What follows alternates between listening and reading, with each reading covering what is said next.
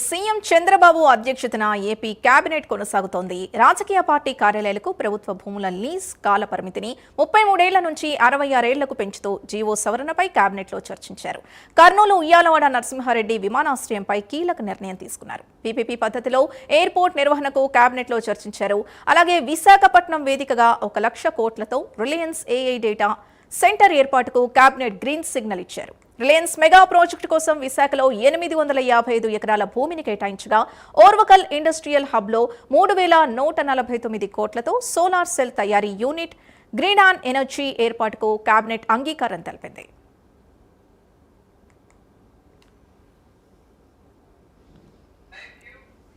AP cabinet కి సంబంధించి పూర్తి డీటెయిల్స్ మా కరెస్పాండెంట్ శ్రీహరి అందిస్తారు. శ్రీహరి, చెప్పండి.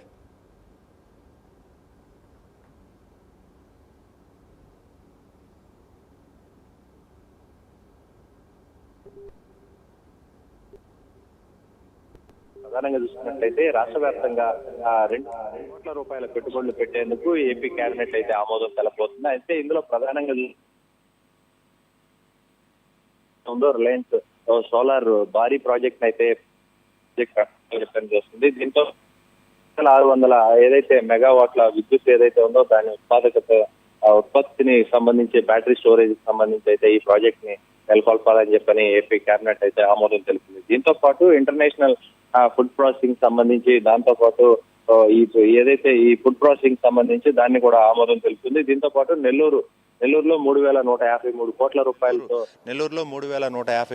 రూపాయలతో పెద్ద ఎత్తున ఎంజేఎం తయారీకి సంబంధించిన ప్రాజెక్టును కూడా ఏర్పాటు చేసేందుకు కేబినెట్ అయితే ఆమోదం తెలిపింది. దీంతో పాటు కేసుల విచారణ, అంటే రాష్ట్ర వ్యాప్తంగా ఉన్న కేసులు పెండింగ్ ఏవైతే ఉన్నాయో న్యాయశాఖ పరంగా ఈ కేసులన్నింటినీ కూడా త్వరితగతిన వేగవంతం చేయాలి విచారణ అని చెప్పని దానికి సంబంధించి కొన్ని పోస్టులను కూడా కొత్త పోస్టులు మంజూరు చేసేందుకు సిబ్బందిని ఏర్పాటు చేసేందుకు ఈ కేబినెట్ అయితే ఆమోదం తెలిపింది. దీంతో పాటు ఎప్పటి నుంచో ప్రధానంగా అగ్రిగోల్డ్ బాధితులు ఎవరైతే ఉన్నారో వీరందరూ కూడా డబ్బులంతా కట్టి నష్టపోయి వారు ఏళ్ల తరబడి వాళ్ళు కొంత ఇబ్బందులు పడుతున్న పరిస్థితి అయితే కనబడుతుంది. ఈ నేపథ్యంలోనే అగ్రిగోల్డ్ బాధితులు ఎవరైతే ఉన్నారో వారందరికీ కూడా ఉపశమనం కలిగించేలాగా ఆ బాధితులకు న్యాయం చేసేందుకు కేబినెట్ అయితే ఆమోదం తెలబోతుంది. దాంతోపాటు చిత్తూరు జిల్లాలో ఏదైతే అపోలో టైర్స్కి సంబంధించి ఈ విస్తరణ 6,100 కోట్లతో 4 దశలుగా ఈ పనుల నిర్మాణాలకు సంబంధించి కూడా ఏపీ కేబినెట్ అయితే ఆమోదం తెలుపబోతుంది. వీటన్నిటికీ భూములు కేటాయింపు, అదేవిధంగా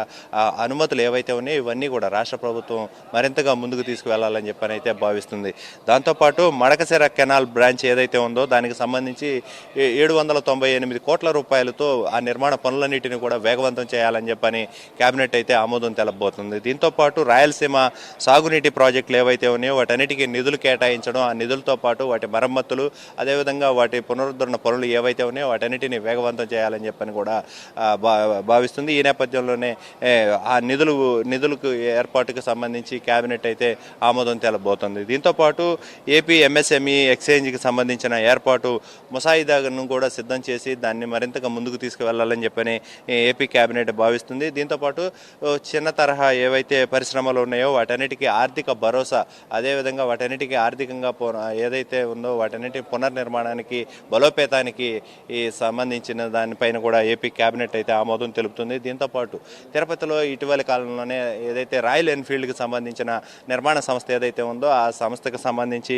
ఇన్వెస్ట్మెంట్ ప్రధానంగా చూసుకున్నట్లయితే 2,508 కోట్ల రూపాయలతో రాయల్ ఎన్ఫీల్డ్ మోటార్ సైకిల్ తయారీకి దానికి కూడా ఏపీ కేబినెట్ అయితే ఆమోదం తెలుపుతుంది. దీంతోపాటు విద్యుత్ శాఖలో కొత్తగా 629 పోస్టులకు సంబంధించి నోటిఫికేషన్ విడుదల చేసేందుకు కూడా ఏపీ కేబినెట్ అయితే ఓవరాల్గా ఈరోజు 42 అంశాల మీద అయితే ఈరోజు ఎజెండా ముందుకు సాగనుంది. దాంతోపాటు ఓర్వకల్ ఇండస్ట్రియల్ హబ్లో 3,149 కోట్ల రూపాయలతో సోలార్ ఫెన్సింగ్ ఏదైతే ఉందో సోలార్కి సంబంధించిన సంస్థ, దీంతో పెద్ద ఎత్తున అంటే ఇప్పుడు ప్రస్తుతం ఏదైతే గ్రీన్ ఎనర్జీతో పాటు రాష్ట్ర వ్యాప్తంగా పవర్ కన్జంప్షన్ని ఏదైతే ఉందో వినియోగాన్ని కొంత తగ్గించాలని చెప్పని కూడా భావిస్తుంది రాష్ట్ర ప్రభుత్వం. ఈ నేపథ్యంలోనే సోలార్ని ఎక్కువగా ప్రమోట్ చేస్తూ ముందుకు తీసుకువెళ్తున్నారు. అందుకే ఈ నేపథ్యంలోనే సోలార్కి సంబంధించిన సంస్థ ఏదైతే ఉందో ఈ పెట్టుబడిని కూడా కేబినెట్ అయితే నేడు ఆమోదం తెలబోతుంది. ఇలా చూసుకున్నట్లయితే విశాఖపట్నంలో కూడా 1,00,000 కోట్లతో రిలయన్స్ ఏఐ డేటా హబ్ ఏదైతే ఉందో ప్రధానంగా ఎక్కువ, ఎందుకంటే ఏఐ రానున్న రోజుల్లో మరింతగా వేగవంతం అవుతుంది. ఈ నేపథ్యంలోనే ఉద్యోగ ఉపాధి అవకాశాలు కూడా మరిన్ని రాబోతున్న నేపథ్యంలో ఏఐ ఏదైతే 1,00,000 కోట్లకు సంబంధించిన పెట్టుబడిని రాష్ట్ర ప్రభుత్వం ఈ కేబినెట్లో అయితే ఆమోదం తెలబోతుంది. దీంతోపాటు ఎయిర్పోర్ట్లు ఏవైతే ఉన్నాయో ఇవన్నీ కూడా పీపీపీ మోడల్లో మెయింటైన్ చేస్తే ఎలా ఉంటుంది అనే దానిపైన కూడా నేడు కేబినెట్లో చర్చించే అవకాశం అయితే ఉంది.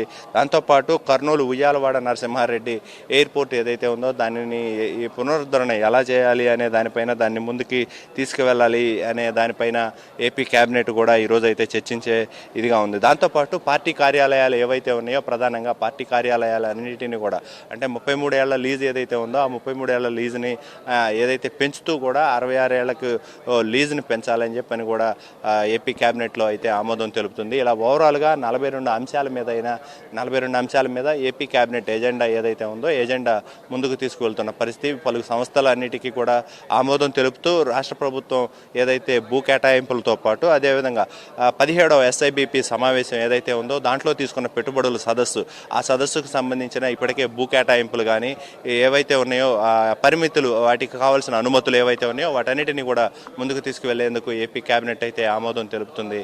Sindhu. Right, thank you Srihari.